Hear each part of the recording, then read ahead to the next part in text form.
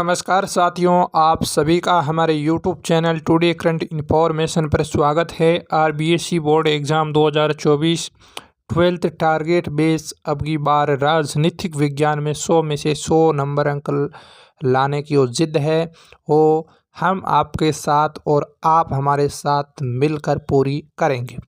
जी हाँ साथियों, जिस भी विद्यार्थी को राजनीतिक विज्ञान टफ सब्जेक्ट लग रहा है और जिनका मध्यम वर्ग है या जिनका उच्च वर्ग है, फिर भी वो चाहते हैं कि हम 100 में से 100 नंबर लाना चाहते हैं, तो आप हमारे इस कोर्स से ज़रूर जुड़ जाएं, जहां पर 20 वर्षों के अनुभवी व्याख्याता प्रेमजी चौधरी के द्वारा ये तैयार किया गया कोर्स है।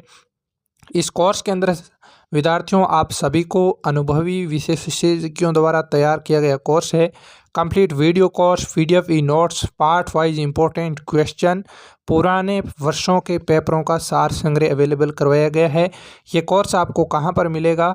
सबसे पहले आप प्ले स्टोर से हमारे एप्लीकेशन OR जाट ऐप को डाउनलोड करें और उसमें ये स्कूल में जाकर के आप ये कोर्स प्राप्त कर सकते हो। अधिक जानकारी के लिए इन नंबरों पर संपर्क कर सकते हो। व्हाट्सअप नंबर है, यहाँ पर कॉल करके भी हमारी टीम से आप संपर्क कर सकते हो। कोई भी समस्या हो तो उसका सॉल्यूशन तुरंत प्रभाव से किया जाएगा। ये कोर्स आपके लिए बनाया गया है और इसमें आपको, अगर आप विश्वास करके जो हम कंटेंट इस कोर्स के अंदर डाल रहे हैं, इस बुक्स के अंदर डाल रहे हैं, अगर आप उतना निश्चित रूप से अच्छी तरीके से याद कर एग्ज़ाम देने चले जाते हो तो आप ये 100 का आंकड़ा आसानी से पार कर जाओगे। ठीक है ना? बस हर एक विद्यार्थी को विश्वास के साथ पढ़ना है, जितना दे रहे हैं उतना ही पेपर के अंदर आएगा।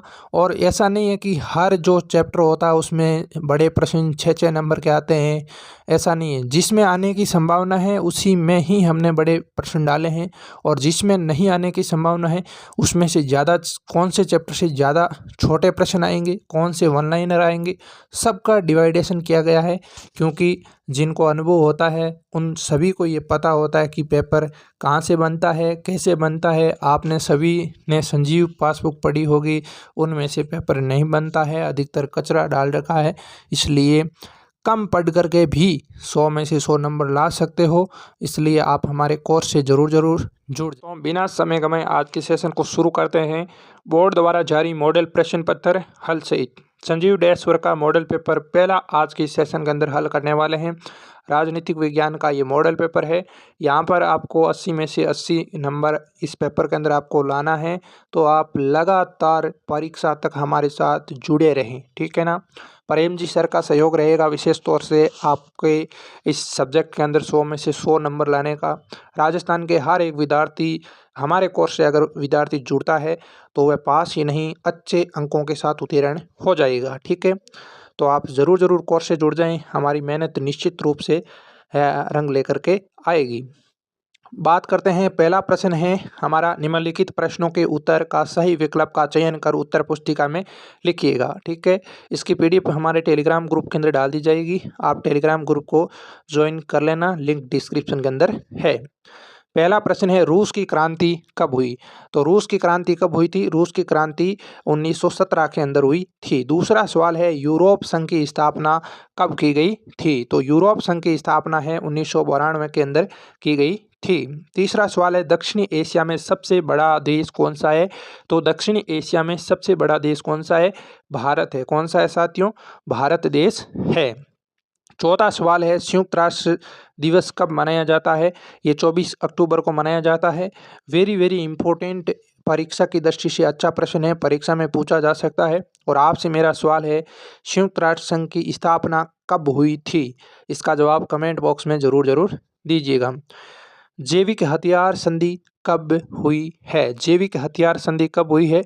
तो इसका सवाल है 1972 के अंदर है और जैविक हथियार संधि हुई थी। नेक्स्ट है, छठा सवाल है, आवर कॉमन फ्यूचर शीर्षक बर्टलैंड रिपोर्ट प्रकाशित हुई थी। तो ये कब होती है? ये प्रकाशित है 1987 के अंदर हुई थी। कब हुई? 1987 में हुई है। अगला सवाल है, 7 नंबर सवाल है हमारा, वर्ल्ड सोशल फोरम के प्रथम बैठक हुई थी। तो इसकी प्रथम बैठक है वो साथियों कब होती है, यहाँ पर 2001 के अंदर है इसकी प्रथम बैठक होती है। कब हुई थी, वर्ल्ड सोशल फोरम की जो प्रथम बैठक है वो 2001 के अंदर संपन्न हुई थी। नेक्स्ट है शिमला समझौता कब हुआ था, बहुत अच्छा सवाल है परीक्षा की दृष्टि से। शिमला समझौता कब होता है, तो 1972 के अंदर है और शिमला समझौता होता है। ठीक है, जैसे जैसे हम सारे मॉडल पेपर हल करेंगे तो हर एक प्रश्न आ जाएगा, इसलिए उसमें डिटेल से नहीं ले रहा हूँ ताकि मॉडल पेपर बड़ा बन जाएगा। ठीक है ना, इसलिए जो है वही आपको पढ़ा रहा हूँ। भारत के किस राज्य में सर्वप्रथम गैर कांग्रेसी सरकार का जो गठन हुआ था, तो भारत के किस राज्य में सर्वप्रथम गैर कांग्रेसी सरकार का गठन हुआ था, तो इसका सही आंसर है केरल। किस राज्य के अंदर हुआ था, केरल के अंदर हुआ था। 10वां सवाल है नीति आयोग की स्थापना कब होती है, 2015 के अंदर होती है। ठीक है, नेक्स्ट है सवाल संख्या 11 है भारत पाक के मध्य कारगिल संघर्ष कब होता है, तो भारत पाक के मध्य जो कारगिल संघर्ष है 1999 को होता है। कब होता है, 1999 को भारत पाक के मध्य कारगिल संघर्ष होता है। नेक्स्ट सवाल है हमारा गरीबी हटाओ का नारा किसने दिया था, तो ये नारा दिया था इंदिरा गांधी ने। किसने दिया था, इंदिरा गांधी इसका सही आंसर है। ठीक है, नेक्स्ट मैं बात करता हूँ यहाँ पर अगला सवाल है हमारा पेरियार के नाम से किसे जाना जाता है, तो पेरियार के नाम से किसे जाना जाता है, तो ईवी रामास्वामी नायडू को है पेरियार के नाम से जाना जाता है। नेक्स्ट बात करते हैं, अगला सवाल हमारा है मंडल आयोग के अध्यक्ष थे, तो मंडल आयोग के अध्यक्ष कौन थे, ये बिंदेश्वरी प्रसाद ये मंडल आयोग के अध्यक्ष थे। और लास्ट सवाल है हमारा पंजाबी भाषा की साहित्यिक पत्रिका नागमणि के का संपादन करता है, तो ये कौन है, अमृता प्रीतम है, वो पंजाबी भाषा की साहित्य पत्रिका नागमणि के संपादन करता है। अच्छा सवाल है, परीक्षा के अंदर पूछा जा सकता है। ठीक है, अब दूसरा सवाल, 15 सवाल ये छोटे आएंगे और दूसरा प्रश्न है हमारा रिक्त स्थानों की पूर्ति करें। यहाँ पर आपको 7 सवाल आ रहे हैं एक एक नंबर के। तो पहला रिक्त स्थान है 1998 में भारत ने क्या है पोखरण में परमाणु परीक्षण किया था। कहाँ किया था, पोखरण में परमाणु परीक्षण किया था। पोखरण राजस्थान के जैसलमेर जिले में है। परमाणु अपसार संधि कब हुई थी, तो परमाणु अपसार संधि कब होती है, 1968 के अंदर होती है। 1968 के अंदर परमाणु अप्रसार संधि हुई थी। ठीक है ना, परमाणु अप्रसार संधि 1968। चिले में नामक मूल वासी रहते हैं, तो कौन से मूलवासी रहते हैं, चिले में मापुसे नामक मूलवासी रहते हैं। अगला चौथा सवाल है प्रथम पंचवर्षीय योजना कब चलाई गई थी, 1951 में है और प्रथम पंचवर्षीय योजना चलाई गई थी। 5वां सवाल है जवाहरलाल नेहरू को राजनीतिक उत्तराधिकारी कौन थे, लाल बहादुर शास्त्री थे। जवाहरलाल नेहरू के जो राजनीतिक उत्तराधिकारी थे वो लाल बहादुर शास्त्री थे। नेक्स्ट 6वां सवाल है ऑपरेशन ब्लू स्टार का संबंध किस राज्य से है, तो यहाँ पर आपका जो राज्य होगा वो नेपाल होगा। ऑपरेशन ब्लू स्टार का संबंध किस राज्य से है, नेपाल से है। अगला है सप्तदलीय गठबंधन 7 पार्टीज अलायंस का जो संबंध है वो किस देश से है, वो हमारे जो नेपाल देश से इसका संबंध है। ठीक है, अच्छे प्रश्न हैं, हर एक प्रश्न को याद करके जाना है, आप आसानी से हैं परीक्षा के अंदर 100 में से 100 नंबर ला पाओगे। अगर आपको लाने के अंदर जिद है, आपने ठान लिया है, तो निश्चित रूप से आप मेरिट में आ सकते हो। नेक्स्ट है तीसरा सवाल अति लघुत्रात्मक प्रश्न है, उनका आपको जवाब देना है, एक शब्द के अंदर जवाब आना चाहिए। पहला सवाल है बर्लिन की दीवार किसका प्रतीक थी, बर्लिन का दीवार किसका प्रतीक थी, तो शीत युद्ध का प्रतीक थी। नेक्स्ट है लीटे का पूरा नाम, बहुत अच्छा सवाल है, पहला मॉडल पेपर बहुत अच्छा है। लीटे का जो पूरा नाम है वो लिखना है, यहाँ पर है लिबरेशन टाइगर्स ऑफ तमिल इलम। ठीक है, तीसरा सवाल है सुरक्षा का बुनियादी अर्थ क्या है, सुरक्षा का बुनियादी अर्थ है खतरे से आज़ादी। क्या है, खतरे से आज़ादी। नेक्स्ट है चौथा सवाल भारत में नए आर्थिक सुधारों की शुरुआत कब हुई थी, तो भारत में है और नए आर्थिक सुधारों की शुरुआत है वो 1991 से हुई थी। 5वां सवाल है साझी संपदा से आप क्या समझते हैं, तो इसका सही आंसर है जिन संसाधनों पर एक व्यक्ति की बजाय पूरे समुदाय का अधिकार हो उसे साझी संपदा कहते हैं। जिन संसाधनों पर एक व्यक्ति के बजाय पूरे समुदाय का अधिकार हो उसे साझी संपत्ति कहते हैं। शॉर्ट में हम बात करें तो जो सार्वजनिक संपत्ति होती है वही साझी संपन्नता होती है, संपदा, ठीक है ना। जैसे स्कूल भवन हो गया, इसके अलावा जो है सरकारी जो टांके हो गए और भी जो सरकारी ट्यूबवेल हो गए, ये क्या है, सार्वजनिक संपदा है। ये इसे ही अपन साझी संपदा कहते हैं, ठीक है। अगले हैं नंबर 6 नंबर सवाल है, भारत चीन युद्ध कब होता है। तो भारत चीन युद्ध 1962 के अंदर हुआ था, ठीक है। नेक्स्ट है 7वां सवाल, नियोजन से आप क्या समझते हैं। तो इसका सही आंसर है, नियोजन कार्य करने से पहले सोचना तथा अनुमानों के स्थान पर तथ्यों को ध्यान में रखकर काम करना है, ठीक है ना। तो नियोजन की परीक्षा आ सकती है, आपको याद करना है। अगला सवाल है, आयाराम गयाराम जुमले का संबंध किससे है। आयाराम गयाराम जुमले का संबंध कांग्रेस के हरियाणा राज्य के एक विधायक गयालाल के दल बदल से संबंधित है, जो कि प्रश्न परीक्षा के अंदर पूछा जा सकता है, ठीक है ना। आयाराम गयाराम जुमले का जो संबंध है कांग्रेस के हरियाणा राज्य के एक विधायक का है, गयालाल का है, जो दल बदल से संबंधित है। अगला सवाल है यहाँ पर 9 नंबर हमारा, आशू का पूरा नाम क्या है। आशू का पूरा नाम है all Assam student union, all Assam student union. 10वां सवाल है, 1984 के लोकसभा चुनाव में कांग्रेस पार्टी को कितनी सीटें मिली थी। तो 1984 के लोकसभा चुनाव में कांग्रेस पार्टी को 415 सीटें मिली थी, ठीक है ना। नेक्स्ट अब हम बात करते हैं लघुतरात्मक प्रश्नों की। एक प्रश्न आपका 2 नंबर का होगा, शब्द सीमा की विशेषता ध्यान रखें। ये 50 शब्द सीमा से ज़्यादा एक भी सवाल का उत्तर नहीं लिख करके आना है, क्योंकि ज़्यादा लिखोगे तो भी उतना ही नंबर मिलने वाले हैं। यहाँ पर आपको जो तैयारी है सटीक तरीके से करनी है, मतलब ऐसे सवालों को याद करना है शॉर्ट तरीके से, गागर में सागर भर के आ जाओ। और आपके जो पॉलिटिकल साइंस के अंदर हमारा और प्रेम जी सर का पूर्णतः आपके साथ सहयोग रहेगा। निश्चित रूप से अधिकांश राजस्थान के विद्यार्थियों को 100 में से 100 नंबर लाने का जो विचार कर रहे हैं वो निश्चित रूप से सार्थक सिद्ध होगा। आप हमारे साथ अभी से जुड़ जाएं। मैं इतनी सटीकता से क्यों कह रहा हूं, क्योंकि कचरा पढ़ने के बजाय शुद्ध चीज़ें पढ़ें, ताकि वहाँ से ही अधिकतर सवाल आते हैं। हमारी पूरी टीम आपके लिए मेहनत कर रही है, आप बस हमारे साथ जुड़े रहें। इतना टाइम नहीं है ताकि आप पूरी संजीव पासबुक को रट लो, बिल्कुल नहीं है जी, नहीं है। चौथा सवाल है, भारत पाक सहयोग के कोई 2 बिंदु लिखिए। भारत पाक सहयोग के 2 बिंदु, पहला बिंदु है 1993 के व्यापारिक समझौते के बाद से दोनों देशों के बीच व्यापार निरंतर बढ़ता जा रहा है। दूसरा है, दोनों पक्षों में ये सहमति बनी है कि वह विश्व व्यापार संगठन की बैठकों में दोनों के हितों से जुड़े मुद्दों का परस्पर सहयोग करेंगे। 5वां सवाल है, पाकिस्तान के लोकतंत्रीकरण में कौन कौन सी कठिनाइयाँ हैं। तो पाकिस्तान के लोकतंत्रीकरण में निम्नलिखित प्रमुख कठिनाइयां हैं।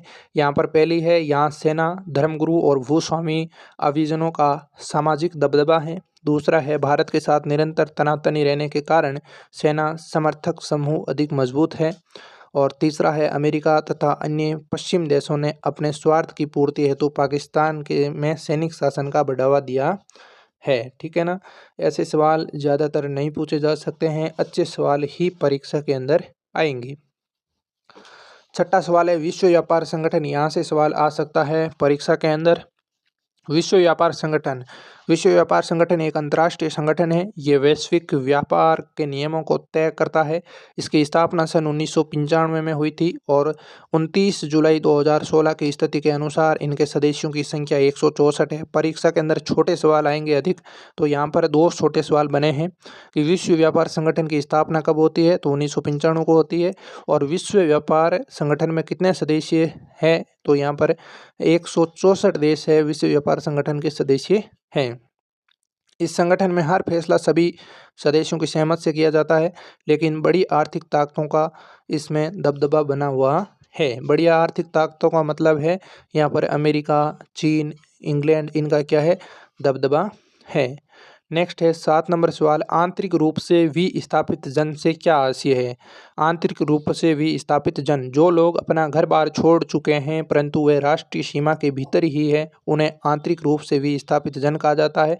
1990 के दशक के शुरुआती सालों में हिंसा से बचने के लिए घाटी छोड़ने वाले कश्मीरी पंडित आंतरिक रूप से विस्थापित जन के उदाहरण है। ठीक है। नेक्स्ट सवाल संख्या 8 की बात करते हैं यहाँ पर। प्रथम पृथ्वी सम्मेलन कब हुआ था और इसका मुख्य उद्देश्य क्या था? 1992 में संयुक्त राष्ट्र संघ का एक सम्मेलन ब्राजील के रियो डी जेनेरियो में हुआ और इसे प्रथम पृथ्वी सम्मेलन कहा जाता है और इसका प्रमुख उद्देश्य पर्यावरण और विकास के मुद्दों पर नियमाचार निर्धारित करना है। परीक्षा की दृष्टि से वेरी वेरी इंपॉर्टेंट क्वेश्चन है, आप अभी से इसको एक अलग से कॉपी में लिख लेना। हर एक विद्यार्थी को याद होना, या इसमें से एक छोटा सवाल बनेगा या फिर 2 नंबर का सवाल निश्चित रूप से बनेगा। आपसे पूछा जा सकता है प्रथम पृथ्वी सम्मेलन कब आयोजित हुआ? तो 1992 के अंदर, ठीक है। और कहाँ पर आयोजित हुआ था? संयुक्त राष्ट्र संघ का ये एक सम्मेलन है, ब्राजील के अंदर हुआ था। ब्राजील के अंदर भी आपको स्थान पूछा जा सकता है, रियो डी जेनेरियो, ठीक है। और इसका जो मुख्य उद्देश्य था ये था पर्यावरण और विकास के मुद्दों पर नियमाचार निर्धारित करना, ठीक है। नेक्स्ट 9वां सवाल है, नेहरू विदेश नीति के संचालन को स्वतंत्रता का एक अनिवार्य संकेतक क्यों मानते थे? कोई 2 कारण बताइए। तो नेहरू विदेश नीति के संचालन को जो स्वतंत्रता का एक अनिवार्य संकेत इसलिए मानते थे क्योंकि स्वतंत्रता किसी भी देश की विदेश नीति के संचालन की प्रथम एवं अनिवार्य शर्त है और इसके 2 कारण ये थे। पहला कारण है, जो देश किसी दबाव में आकर अपनी विदेश नीति का निर्धारण करता है उसकी स्वतंत्रता निरर्थक होती है और अनेक बार उसे अपने राष्ट्रीय हितों की अनदेखी करनी होती है। और दूसरा है, स्वतंत्र विदेश नीति अंतर्राष्ट्रीय स्तर पर उपनिवेशवाद, जातीय भेदभाव, रंग भेदभाव का डटकर मुकाबला कर सकती है, ठीक है ना। तो ये इसका सही आंसर था। नेक्स्ट हमारा यहाँ पर 10वां सवाल है जो कि बहुत सरल सवाल है, निम्नलिखित को मेल करें यानी सुमेलित करना है। तो चरण सिंह यहाँ पर दिए, वर्गीज कुरियन, पीसी महालनोबिस, जवाहरलाल नेहरू, ठीक है ना। तो चरण सिंह कौन थे? तो चरण सिंह यहाँ पर किसान थे। कौन थे?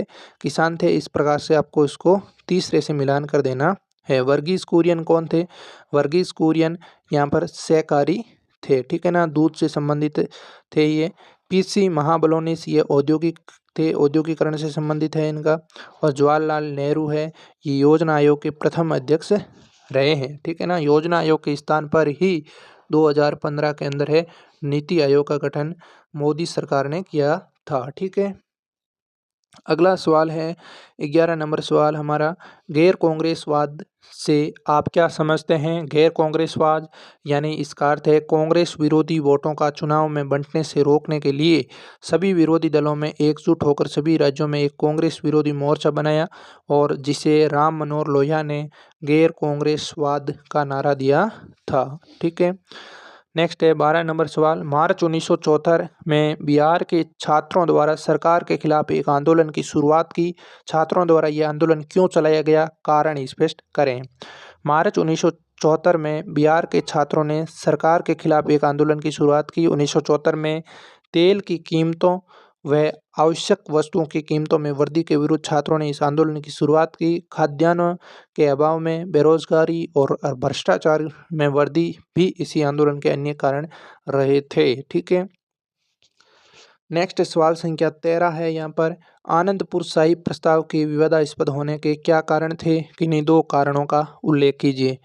तो आनंदपुर साहिब प्रस्ताव के विवादास्पद होने के मुख्य कारण थे। पहला कारण है, इस प्रस्ताव में पंजाब सूबे के लिए एक स्वायत्तता की मांग की गई थी जो कि परोक्ष रूप से एक अलग सिख राष्ट्र की मांग को बढ़ावा देती है। यह प्रस्ताव सिख वर्चस्व का ऐलान करता है, ठीक है। नेक्स्ट मैं बात करता हूँ सवाल संख्या 14 यहाँ पर है, 1980 के दशक के आखिर के सालों में भारतीय राजनीति में 5 बड़े बदलाव आए। इनमें से किन्हीं 2 बदलावों के बारे में बताइए। 1900 दशक के आखिर में जो वर्षों में भारतीय राजनीति में क्या बदलाव आए थे? पहला बदलाव था 1989 के आम चुनाव में कांग्रेस लोकसभा की 197 सीटें ही जीत सकी और केंद्र में एक दलीय प्रभुत्व की स्थिति समाप्त हो गई, ठीक है। दूसरा था, इस काल में विभिन्न सरकारों ने आर्थिक सुधार की नीतियां अपनाई और इसकी जो शुरुआत है वो राजीव गांधी की सरकार के समय हुई थी। नेक्स्ट है सवाल संख्या 15, क्या सांप्रदायिकता व जातिगत राजनीति से देश की जड़ें खोखली हुई है? यदि हाँ तो कोई दो तर्क दीजिए। तो यहाँ पर है हाँ, सांप्रदायिकता और जातिगत राजनीति से देश की जड़ें खोखली हुई है। इसके पीछे क्या कारण थे? पहला कारण था सांप्रदायिक राजनीति से देश के विभिन्न धर्मावलंबियों के बीच टकराव होता है और इससे राष्ट्रीय एकता पर विपरीत प्रभाव पड़ता है। सांप्रदायिकता राजनीति के कारण ही 1997 में भारत का विभाजन हुआ था। और दूसरा है जातिगत राजनीति से देश की विभिन्न जातियों के बीच टकराव पैदा होता है जो सामुदायिक हिंसा, टकराव वैमनस्य का कारण बनता है। नेक्स्ट खंड 6 के अंदर यहाँ पर विद्यार्थियों आपको दीर्घ उत्तरीय प्रश्न पूछे जाएंगे। तो यहाँ पर सभी प्रश्न है वो अथवा के अंदर आएंगे, ये आपको प्लस पॉइंट है। पहला सवाल है यहाँ पर 16 नंबर सवाल, विश्व राजनीति में यूरोपीय संघ की स्थापना, यूरोपीय संघ की भूमिका पर टिप्पणी लिखिए। दूसरा अथवा के अंदर है दक्षिणी पूर्वी एशियाई राष्ट्रों का संगठन आसियान पर टिप्पणी लिखिए। तो अपन पहले की बात करते हैं, विश्व राजनीति में यूरोपीय संघ की क्या भूमिका है। विदेशी संबंधों के मामले में यूरोपीय संघ ने काफ़ी हद तक साझी विदेशी और सुरक्षा नीति बना ली है। अब यह एक सार्थक राजनीतिक इकाई के रूप में विश्व व्यापार संगठन में अपनी भूमिका निभा रहा है। दूसरा है आज यूरो मुद्रा अमेरिकी डॉलर को चुनौती दे रही है। विश्व के सबसे बड़े व्यापारी ब्लॉक के रूप में उभर कर ये व्यापार के क्षेत्र में अमेरिका के लिए समस्या पैदा कर रहा है। तीसरा है यूरोपीय संघ का एक देश फ्रांस सुरक्षा परिषद का स्थायी सदस्य है और इसके चलते ये अमेरिका समेत सभी देशों की नीतियों को प्रभावित करता है। नेक्स्ट है यहाँ पर सैन्य शक्ति के दृष्टिकोण से इसके पास विश्व की दूसरी सबसे बड़ी सेना है। तो ये विश्व की राजनीति में जो यूरोपीय संघ की बड़ी भूमिका है, इसको आपको अलग अलग पॉइंट को याद करके परीक्षा के अंदर लिख करके आना है। आसियान के बारे में बात करते हैं। तो यहाँ पर आसियान दक्षिणी पूर्वी एशियाई 10 राष्ट्रों का एक संगठन है जिसमें ये 10 राष्ट्र इसमें सम्मिलित है। कौन कौन से हैं याद रखने हैं, परीक्षा के अंदर पूछे जा सकते हैं, ठीक है ना। Indonesia, Malaysia, Philippines, Singapore, Thailand, ब्रुन दारुसलेम, नेक्स्ट है वियतनाम, लाओस, म्यांमार और कंबोडिया इस आसियान नामक संगठन के अंदर शामिल है। आसियान के प्रमुख उद्देश्य क्या है? आसियान के प्रमुख उद्देश्य, पहला उद्देश्य है दक्षिण पूर्वी एशिया क्षेत्र में आर्थिक विकास को तेज करना। दूसरा है सदस्य राष्ट्रों में राजनीतिक, सामाजिक, आर्थिक, सांस्कृतिक, व्यापारिक, वैज्ञानिक तथा तकनीकी क्षेत्रों में परस्पर सहायता करना। तीसरा है सामाजिक सहयोग तथा बातचीत से साझी समस्याओं का हल करना। चौथा है इस क्षेत्र में साझा बाजार तैयार करना और पांचवा है क्षेत्रीय शांति और स्थायित्व का बढ़ावा देना है।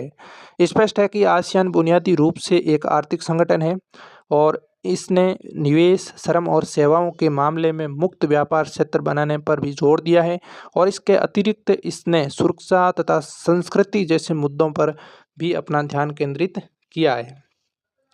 अगला सवाल है सवाल संख्या 17, एक ध्रुवीय विश्व में संयुक्त राष्ट्र संघ की भूमिका का उल्लेख कीजिए। और अथवा के अंदर सवाल पूछा है संयुक्त राष्ट्र संघ के विकास क्रम एवं उनकी स्थापना का वर्णन करें।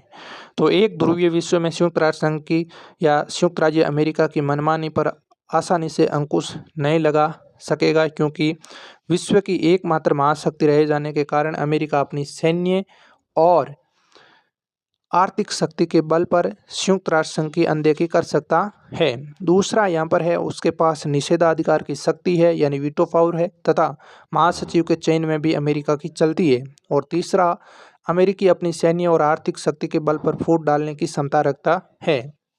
उक्त कारणों से संयुक्त राष्ट्र संघ अमेरिका की मनमानी को नहीं रोक सकता है, यद्यपि ये उस पर नियंत्रण नहीं लगा सकता है। तथापि एक ध्रुवीय विश्व में इसकी प्रासंगिकता बनी हुई है, क्योंकि आज भी ये अमेरिका और शेष विश्व के बीच विभिन्न मुद्दों पर बातचीत कायम कर सकता है। इसके मंच के माध्यम से शेष विदेशी जो विश्व में अमेरिकी रवैये और नीतियों पर कुछ न कुछ अंकुश लगा सकता है।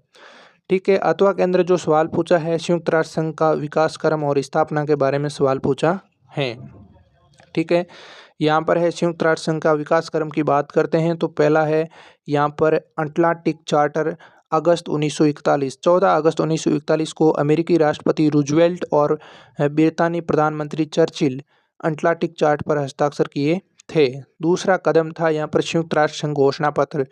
दूरी शक्तियों के खिलाफ लड़ रहे 26 मित्र राष्ट्र अटलांटिक चार्टर के समर्थन में वॉशिंगटन में मिले और दिसंबर 1943 में संयुक्त राष्ट्र संघ की घोषणा पर हस्ताक्षर किए।